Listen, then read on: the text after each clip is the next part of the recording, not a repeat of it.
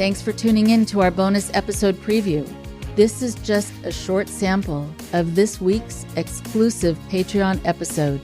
You can hear the episode in its entirety by becoming a member at patreon.com/IndoctriNation, where you'll gain access to all of our exclusive episodes and merchandise.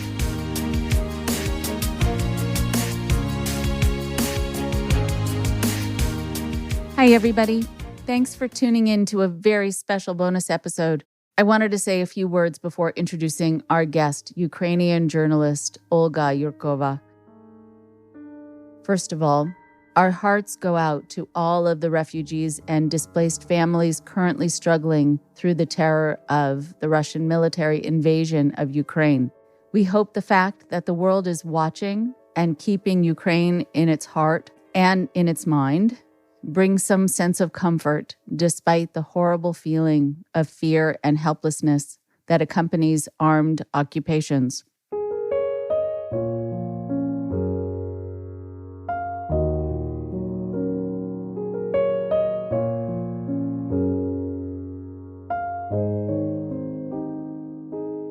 I also wanted to take a moment to share a personal story related to today's guest, Olga. So, as I mentioned during a different episode, I found out that my grandfather, who I'd always been told was from Romania, turns out that he was from a city that is part of Ukraine now. The borders have changed many times. So, according to where the borders are now, I have Ukrainian heritage. And by total coincidence, the day before I was going to be speaking with Olga, I had someone come by to tune the piano at my house. And he was a man who walked in who had left Russia. He was a Jewish man who had been a refusenik, a Jewish man who was not able to practice his Jewish religion while in Russia during the time that he lived there, and was finally, with some American aid, able to get a passport to leave and come to America. He had learned to play piano in Russia and came here and continued and to make some extra money whenever he could, because sometimes it's hard as a musician. He became a piano tuner. Now, years and years ago, I had been over at a friend's home, and they collected instruments from around the world. Some of them, unfortunately, had gotten wet in a flood that they had had. And I saw what I thought was a kind of mandolin just in the garbage in front of my friend's house. The wood had all cracked because it had been sitting in water for a period of time, and it was in kind of irreparable condition. But I thought it was a beautiful kind of art piece, and with its inlaid wood and metalwork along the wood. And I asked if I could take it, even though it was not able to be played, just as a piece of art to have in my living room. So I've taken it from place to place where I've lived, and I have had it right next to my piano for a long time.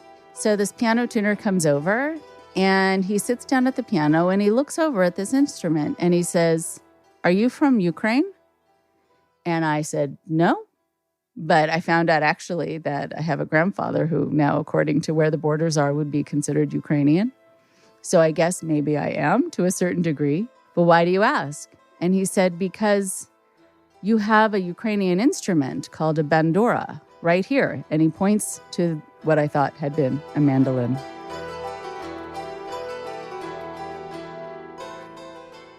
And he said that it is an instrument that was created by Ukrainian musicians kind of as an outgrowth of or inspired by the Turkish oud. And it's a smaller instrument, has its own distinct sound. And he said, if it were in good condition, I could play it for you. And it was so powerful because sometimes you never know how you're connected to other people in the world. And it could be for social reasons, it could be heritage, it could be music, it could be anything. But that I was carrying a piece of Ukrainian heritage with me from place to place without even realizing it. And the message that we are all connected in some way or another, sometimes without even knowing it, was really driven home that day. I told that story to Olga when I spoke with her the next day. She said it made her very emotional.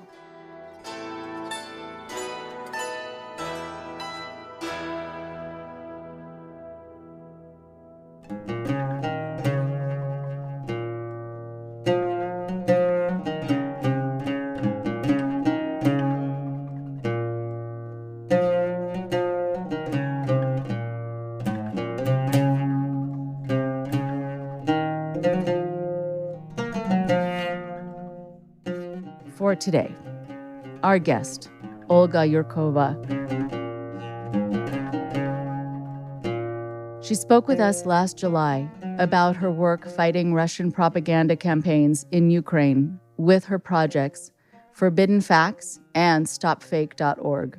Since then, as you know, Putin's violent invasion has ravaged the Ukrainian landscape, displacing millions of people and causing thousands of civilian casualties in just a few months' time.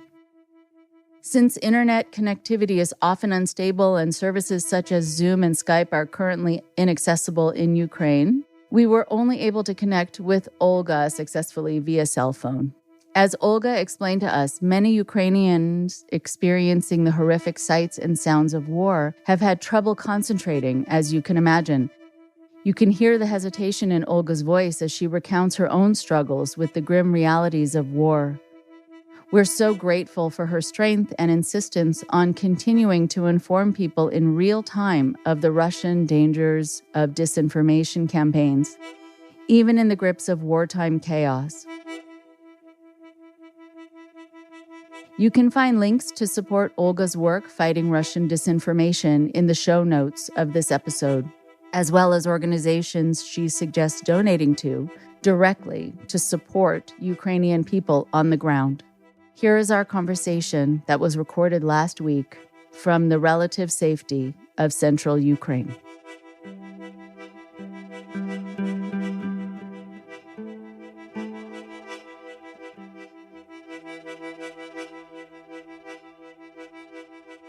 Hi, Olga. I'm so happy to speak with you.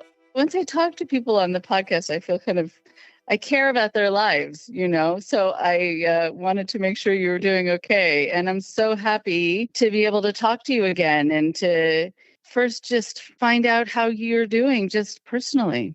Yeah, I'm okay. And now I am at my parents' home in Vinnytsia in central Ukraine. It is more or less safe. Here now, we don't have completely safe places in Ukraine, but here is relatively safe.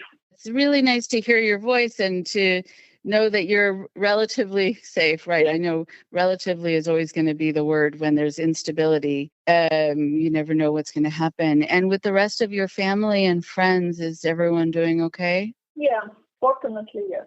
Okay, so I would love to hear from you just how you've been. I have some questions I'd love to ask you, but of course, take this conversation wherever you would like to go because you're living it and I'm far away just asking my questions, but there could be things that I wouldn't even know to ask about that are happening to you.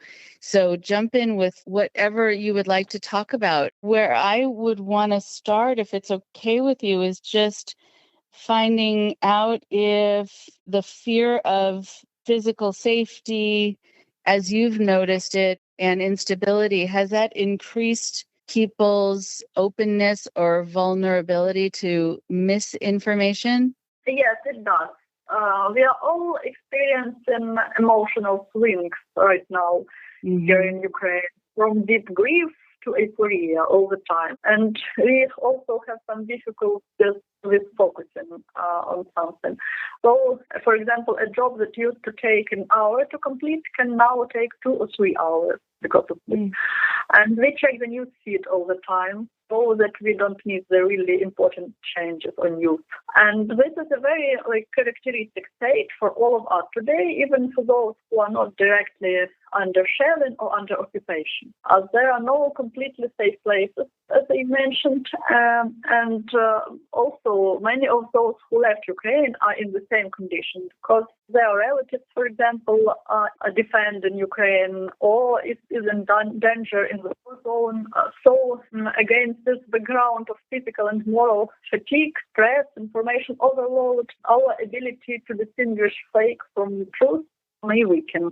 And we switch to the so-called fast or reactive thinking. This is how I think this is how our brain works when it comes to survival. And when people are in danger, in immediate danger, they become even more vulnerable to this information. So yes. Have you experienced that happening around you? Have you heard the sounds of war around you?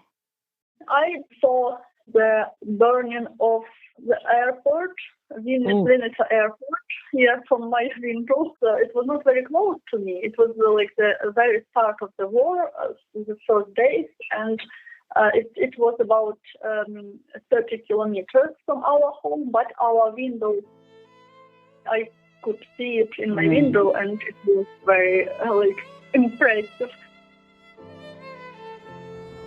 Until early this morning, some here in Kiev doubted that he would do it. Not anymore. The West warned Vladimir Putin was about to attack. He said he had no such plans. That fiction now utterly exposed. In Ivano-Frankivsk, in the far southwest, a missile struck an airport. The number of civilian casualties is rising. At Mariupol in the south, another airport on fire. This country's civilian infrastructure is being heavily struck. There are no more flights in or out.